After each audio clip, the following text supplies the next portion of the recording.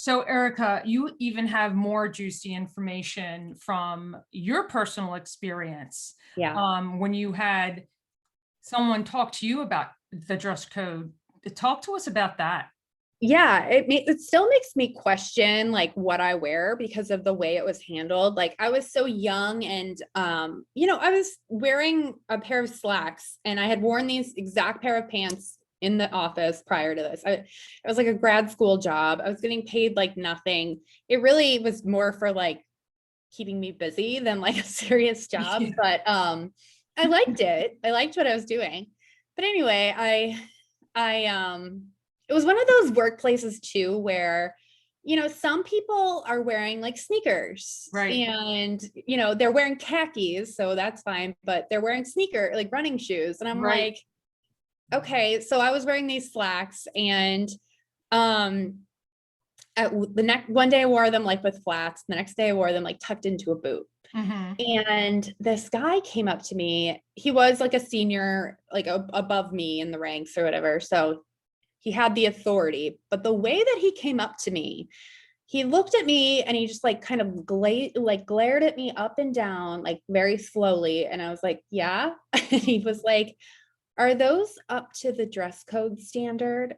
And I was like, had it been now with like me being a kind of an adult or like 10 Right. years later, I would have been like, what are you doing? Like, Right. if you have a problem with this, you can say something to me, in a very professional way. But the Sure. way that he came at me and like it made me feel gross. So Wow.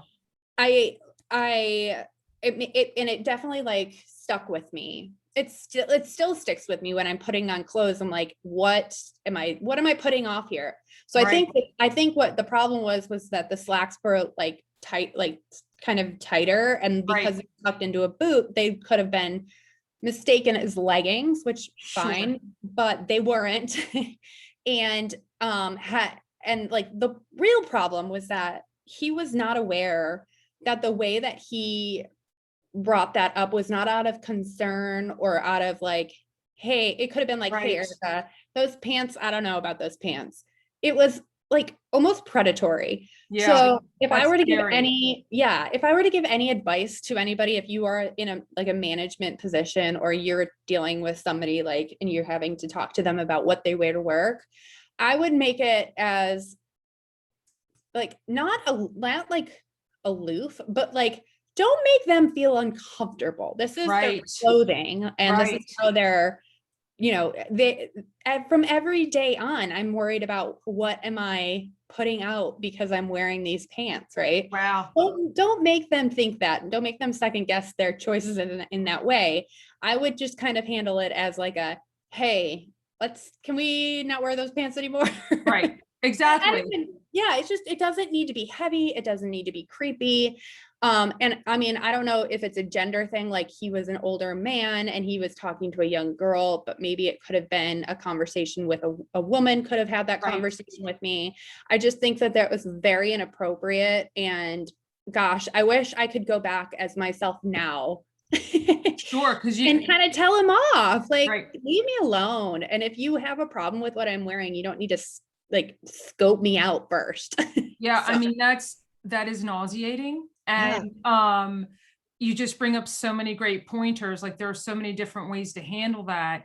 And yeah, let's just say after all these years, you're still thinking about it. And right. then if I'm not mistaken, you left that organization not too long after this incident. Yeah, it was like a job that it wasn't worth it to stick around. And he made me feel so uncomfortable. I put my 2 weeks in like the next day or the day, like within that week, I was out of there.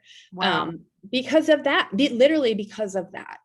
Wow. So that's a huge message in and of itself, because as companies are now looking to hire and Mhm. to hold on to their people, I mean, people are our biggest assets and investments. Like these are serious thoughts and considerations in onboarding. So thank you for sharing that, because I think Yeah, there are so many different things we can learn from that story. And I'm so sorry that you had to experience that, thank you. because that's not a good feeling. Especially like you said, it's still with you as you get dressed and like, okay, what message am I sending? I Yeah. mean, it's good to know that you're thinking about what message, but not if it's conjuring up something negative. Yeah, So I'm sorry that exactly. you had to experience that.